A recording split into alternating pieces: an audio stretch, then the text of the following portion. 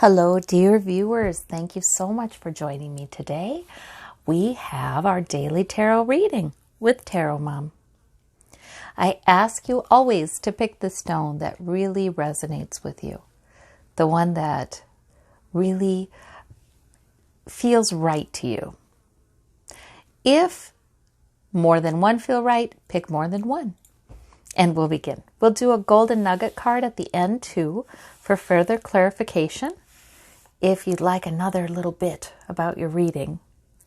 For those of you who chose this beautiful amethyst quartz, we have a mix. I got some new cards. I don't know how they'll photograph. Let's see. But we have the moon as your major arcana. We have the Queen of Cups, and we have the Eight of Swords. Yeah, they're holographic apparently, but they're Rider Waite. They have the, Rider Waite based artwork. Now the moon, wow, you are full of intuition here, let me tell you, because you've got the moon, which is the major arcana that says you're relying on it too. Maybe you're in a situation where you really do need it because nothing is clear. You have enough clarity, though. You have enough clarity to keep moving down that path, guided by your intuition. The moon, there may be unknowns. There may be things you're concerned about that are further off in the distance that you cannot see because maybe they involve somebody else's life, or maybe they're into the future. The moon comes to say, your intuition is terrific, especially with this Queen of Cups too. Your intuition is mature. It is terrific. You can just go by what you think the next step should be for you. You can stay in the moment. You can trust that you're moving along this winding path and that there is a path. You may not see the whole thing. Sometimes it really is okay to let go of wanting to know the plan and see into the future, see every step. Because how do we enjoy the step we're taking now if our focus is on the future all the time? The moon is sometimes, I feel like it's a favor to us because it helps us to stay focused in the present. And that is indeed where your strength is with this Queen of Cups. There's that wisdom, that intuition, that knowledge of how human beings work, their thoughts, their emotions, how you work. So you've got a mature sense of that. And this may be another one of those, don't you feel like there are some aha moments that come to us regularly? We forget them for a little bit and then oh yes. We can only live in this present moment. We can only enjoy this present moment. Why give up this present moment to try to plan for a future moment that you can't even see yet? Better to trust the wisdom that you have, the wisdom that you've developed, and the wisdom you just have from Source. Better to trust that and enjoy each moment. And you may have plenty going on in the moments because we have Eight of Wands. So you have plenty you're moving forward. And obviously you're moving it forward in a way that is working. Those Eight Wands are going forward in a way that's sort of concerted. They're going in the same direction. They're organized, even though you might not feel it. Because the wands can be many different priorities, many different goals, things you're moving forward or things that are moving forward that you are part of. And obviously, just listening to your intuition of the moment is working for you, obviously. So these are excellent cards, just excellent. Okay, for those of you who chose this lovely agate, we have the Six of Cups, the Tower, and the King of Coins. All right, very interesting. This Tower, there may be something sudden that is happening. And it may have to do with somebody from your past, somebody you've known a very long time. something that has been present in your life a very long time, a relationship that's been there. It may have to do with that, or somebody from the past. This is the nostalgia card coming in suddenly back to your present. Can be that too. Now that Tower, I am not at all concerned about it though, because we have the King of Coins here, which is he's all about stability. He's all about stability of health and wealth and everything like that. You know, family relationships that bring stability to your life, the things that you own. So he's all about that. In fact, the King of Coins can get a little too set in his ways. He loves security so much that sometimes it even looks like the ivy is growing over his lap, over him as he sits in this chair that he's sort of rooted to. So, you know, the King of Coins maybe sometimes needs a Tower event to get going, to get onto the next thing. But there could be a Tower event involving somebody. You're going to be all right, obviously, with this King of Coins.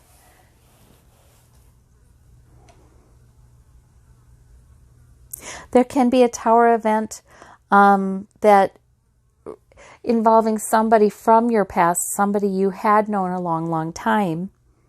You know that card, those are siblings in that card. They maybe are friends in that card who had some nice times together, who have nice times together. So the Tower may be something that you learn about somebody that you've known for a very long time or someone from your past. But obviously you are all right. You are all right. If there is a Tower event coming in and you are a King of Coins type of person, whether male or female, then sometimes the Tower event comes in. It's an opportunity. Now, kings of coins, queens of coins do not like towers, really. Usually, I shouldn't say always, usually they don't like a tower because it's just, it feels more comfortable to maintain status quo and look out for their security. But like I said, sometimes that can grow stagnant. And a Tower event of some type, even if it's a small one, well, it gets that King of Coins out of his throne and moving forward. So I think it's going to be, it's a Tower event that certainly doesn't ruin your security or anything like that. But maybe it's a Tower event that's an opportunity too for some of you. All right, for those of you who chose the white, the clear kind of crystal here, so interesting. We have the Fool card. We have oh my gosh, you got all the major arcana. Something powerful going on in your life right about now, either today or at this time in your life. 3 major arcana. The sun is involved, like the sun is shining upon you. There's approval for you. There's, oh goodness, favor for you, joy, perhaps. You know, that child doesn't have a care in the world, feels very cared for, feels nurtured by his environment, is supported by this horse, has help in moving forward. Just not a care in the world. There he is. So the sun a lot of times comes when there might be a moment like that, or when Source wants to call attention to the fact that we are being smiled upon. Maybe we're being smiled upon in approval. Maybe we're being smiled upon, that meaning something good is coming in. And we have the Fool card, and that's a brand new beginning. That's a new beginning beckoning. That's a feeling like, if you have a feeling like maybe something new is coming in that's kind of exciting, a new beginning somewhere in your life. Yeah, I would say that's true with these cards. Absolutely. The Justice card. Now that is maybe something is long overdue. Maybe something where the universe is smiling upon you, or a new beginning is long overdue for you, and it hasn't been fair to you. The fairness is restored, balance is restored with these good cards. See, these are favorable cards. So I'm thinking the Justice card for you is meaning something good. Justice in your favor. The Justice card can be about balance as well. Can be about balance, restoring some balance. And these people can represent different people in your life too. That Fool card could be somebody else in your life who is embarking on a new beginning. But boy, these are lovely cards. Really, really good cards, no matter how you look at them. All right, terrific. For those of you who would like a little further clarification from the Golden Nugget card, we have got the Ten of Wands. Okay, yes, and this is about Source acknowledging that you've had a lot on your mind. Maybe you've had a lot to do. Maybe it's felt like you're being overburdened. So I think there's love and care when Source acknowledges that and help to lighten our load. So a lot of times that Ten of Wands, this person's overburdened because they're trying to do it all at once. And don't worry, this person will do it. He's strong.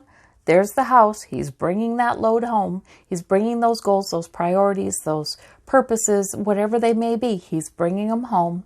He'll do it. But he can hardly even see how close he's getting. There's the way these wands are held is very cumbersome. It blocks his view. Maybe it's hard for him to even see that there's the house. He's not that far off.